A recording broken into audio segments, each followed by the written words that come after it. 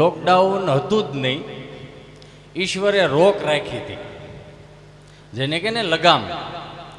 કેટલું ખાવું, કેટલું રખડવું, એ ઉપર એક લગામ હતી. પણ ખૂબ આજનો આ અવસર અને શ્રીમદ ભાગવત સપ્તાહ, ભાગવત એટલે કે ભ કહેતા ભક્તિ, ગ કહેતા જ્ઞાન, વ કહેતા વૈરાગ્ય. આ ત્રિવેણી સંગમમાં હું તમે જ્યારે માં ગંગાના કિનારે ભેગા થયા હોઈએ ત્યારે આપ સર્વ આત્માઓને, આત્મા એટલા માટે કે જીવ એ શિવનું રૂપ જ છે. અને ગંગાજી જ્યારે શિવની જટામાંથી પસાર થઈને મને તમને પાવન કરવા આવ્યા હોય, આપણે ખરેખર ભાગ્યશાળી છે. ખુલ્લી આંખોએ ગંગાજીના દર્શન કર્યા. ખોરાકમાં મને તમને બધાને ખબર છે, આપણા ભારતીય સંસ્કૃતિ પ્રમાણે 3 પ્રકારના ભોજન: સાત્વિક, તામસી અને રાજસી. સાત્વિકમાં ખીચડી કઢી, બાજરાનો રોટલો, અડદની દાળ, એવું બધું આવે. રાજસી ભોજનમાં ગુલાબજાંબુ, મઠો, સુરમાના લાડવા. જો કેટલાના ઘણા મોઢા જો મલકા મળ્યા. હા, આટલો પ્રભાવ રાજસી ભોજનનો. આ વાતને એટલા માટે હું કહું છું કે અમુક જગ્યાએ અમુક શબ્દો ન સમજાણા હોય ને તો એ ક્ષણ આપણી પાસેથી વી જતી હોય, નીકળી જતી હોય. અમુક ક્ષણને પકડી લેવી. દાખલા તરીકે બાપુએ ખૂબ સરસ આપણને આ આશ્રમ મને તમને એક પોતાના આપણે પોતાના છીએ એવી જ રીતે આપણને અર્પણ કર્યો કે ભાઈ અહીંયા રહ્યો, ખાઓ, પીવો, મજા કરો. તમે જોવો તો ખરા અત્યારે નકર ગુજરાત સવાલ જ નથી ને.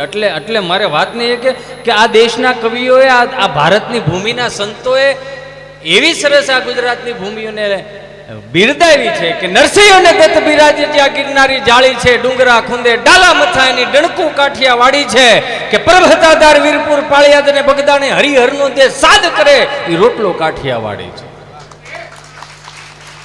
કે સંત સુરાને દાતારો વળી સુદામાને કેમ ભૂલાય, મરી જવું પણ માગું નહીં ઈ ટેક કાઠિયા વાડી છે. ખાંભીએ ખાંભીએ સિંદુરિયો રંગ કાઠિયા વાડી છે, રા રાખીને દીકરો દીધો એ જંગ કાઠિયા વાડી છે.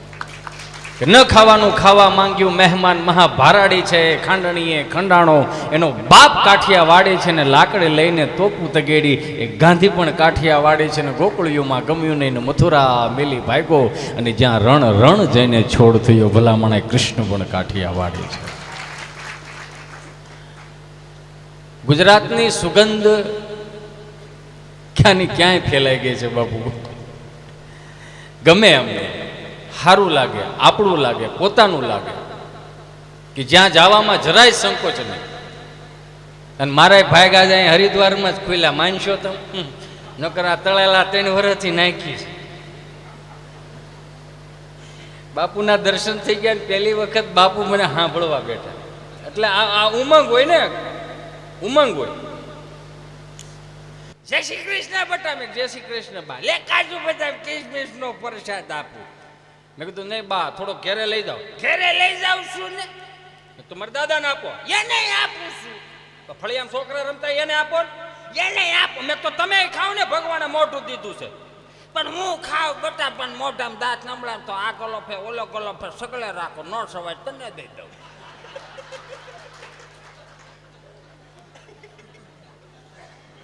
અને માનું એઠું ખાધું હોય છે એને જ કઈક આવડ્યું છો. છી ગંદુ કરીને મૂકી દીધું એને હજી કઈ આવડતું નહીં. આપણા અહીંયા તો બધા મારા વડીલો બેઠા છે એટલે મને આજ ખરેખર અંદરથી ઉમંગ જ આવશે. કારણ કે હું દેશી વાણીનો માણસ, અને અમુક અમુક વસ્તુ ખરેખર આ જેટલી આપણી ભાષાની મજા છે ને, ગુજરાતી ભાષાની મજા એવી દુનિયાના કોઈ પણ ખૂણે જાઓ બીજી મજા નથી. હિન્દી ભાષા સારી લાગે, રાષ્ટ્રીય ભાષા સાચી જ છે, એમાં ના નહીં, પણ હિન્દી ભાષા છે ને કૂણી માખણ જેવી લાગે. આઈએ બેઠીએ ચાય લેંગે, આપણને એમ થાય કે કઈ પાસે. અને આપણે તો પાછું ચા બોલી, ચા કાંઈ વાંધો નહીં, એવું તો થાય. ચા પાછો સ્ત્રીલિંગ શબ્દ છે અને આપણે હાવ ફેરવી નાખો. સા પાણી પીધા, સા પીધો, સા પાણી લેશો, આમ આમ આમ વજન વાળું લાગે. હમણાં એક લંડન થી મારો મિત્ર આવ્યો લોકડાઉન પછી. હવે ગુજરાતી ખરો પણ લંડનમાં મોટો થયેલો ને એટલે ભાંગલું તૂટલું ગુજરાતી આવે. ભાંગલા તૂટલા ગુજરાતી ને તમને ખબર છે. મને કે યુ નો હિચ સ્ટાઇલ આપણે ગાંડી ગીર ફરવા જવું છે. મેં ક્યાં જવું છે કે ગાંડી ગીર ફરવા. બાપુ અમુક વસ્તુ કેવી હોય કે ચાકલાઈથી બોલેલા શબ્દ હોય ને એનો મિનિંગ કાંઈ ન હોય. કોઈ પણ સિટીના માસ્તર સાહેબ કે ટીચર છોકરાઓને ચારણ કન્યા ભણાવતા હોય તો એ કેવી લાગે ને કદાચ આપણો દેશી સાહેબ જે માસ્તર સાહેબ આપણે કહેતા એ ભણાવે તો હાથી ઘોડાનો ફેર લાગે. અહીંયા સિટીના માસ્તર જે ટીચરો ભણાવતા બોલો છોકરાઓ સાવજ કરજે, સાવજ કરજે. એ સાવજ કરજે, હાવજ કરજે, હાવજ કરજે એ સારું લાગે. આ શબ્દોની મીઠાશ છે. બાકી ગમે ત્યાં અત્યારના છોકરાઓ મોબાઈલ લઈને તમે બે તમે જુઓ. અને હું તો મારા વડીલોને હજી કહું, આ તો મારા બાપ તમે બધા હતા એટલે આ થોડી ઘણી અમને ધર્મની કંઈક જ્ઞાનની કંઈક ખબર પડી. અને અમારા વખતમાં સારું હતું કે વોટ્સઅપ ને ઇન્સ્ટા ને FB નહોતા, નકર અમને ખબર ન પડે. આ તો તમે અમને બાવડા પકડી પકડીને મંદિરે લઈ ગયા ને એટલે અહીં સુધીની ખબર પડી. પણ હજી અમારી પેઢીઓને તો અમે એમ જ કહીએ છીએ કે આ છોકરાઓને અત્યારે મોબાઈલના ડબલા ટીવીના રિમોટ પકડાવવા ને એના કરતાં બાવડા પકડીને ક્યારેક મંદિરે લઈ જજો, ક્યારેક ભાગવત સપ્તાહોમાં લઈ જજો, ક્યારેક રામકથાઓમાં લઈ જજો. ક્યારેક તમારો સમય આવશે ને તો તમને બાવડા પકડીને લઈ જાય. હાલો દાદા હું આવું, જેવું આવશો એવું ઉગશે. આવડો આ લંડન છે મને કે યુ નો હિટ આપણે ગાંઠ ગીર ફરવા જવું છે. મેં તો હાલો હોન્ડું લીધું, કેરોસીન નાખ્યું, ગાંડી ગીરમાં જાય કરતા કરતા.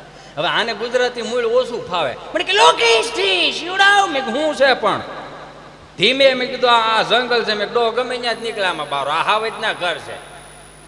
શું છે? મને કે તમારે બફેલો કેટલી ડિસિપ્લિન વાળી છે એટલે આની તમારી ભેહું સમજણી કેવી એમ. મેં કા? મને કે કેવા સરસ મજાના લાઈનમાં પોદળા કરેલા છે. લાઈનમાં પોદળા નથી કરે, સાણા થાય પાછ. મને કે ઓ આઈ સી. આ શું યુઝમાં આવે યુ નો? મેં કીધું આ યુઝ ન થાય. આના મેં કીધું રોટલા થયેલા. આને સુલામાં નાખો ને બામ આમ આમ આમ આમ રોટલા ઘડતી હોય ને ત્રણ ઘેરે સુગંધ આવે ને આના થકી આવે. મને કે ઓ આઈ સી. એને ડાયરી કાઢી લખ્યું કે આવી રીતના આમ લાઈનમાં હોય ને આમ હોય ને એટલે એને છાણા થાય પા કહેવાય એમ. વળી થોડાક આગળ આવેલા 65 કિલોમીટર આવેલા. મને કે લોકેશ દેશ. મેં હવે શું છે? મને કે ધીસ ઇઝ ઓરેન્જ સ્ટોન, કેસરી કલરનો પથ્થર. મેં કેસરી કલરનો પથ્થર નથી. આ ખમીરવંતી ધરતીના જે પરંપરાઓ સંસ્કારો રીતિ રિવાજોને હાચવવામાં જેના માથા પડીને ધડ લેડા છે ને આ એના પાળિયા છે. મને કે ઓ નામાસ થઈ. મહિનો દી રોકાણો તો વાડીએ લઈ ગયો શીભડા તોડવા. આ સગનભાઈનું ખેતર ને મગનભાઈનું ખેતર ને વૈશમાં શેઠો ને શેડે આવડી ઓલી દડી આવી. દડી દડી દડી ખબર પડે ને દડી. હા ફરતા ફરતા આવ્યા ને મને કે ધીસ લુક ઇઝ ધીસ. મેં હવે હું છે? મને કે ધીસ ઇઝ એ વ્હાઈટ પાળિયા. મેં કી વ્હાઈટ પાળિયા નો કહેવાય. આ સગનભાઈનું ખેતર છે, આ મગનભાઈનું ખેતર છે ને આ શેઢો કહેવાય ને આ દડી કહેવાય. આને ખેહવાય નહીં. મને કે તો શું થાય? મેં તો અહીંયા એક બીજો પાળિયો થાય. આને ખેહવાય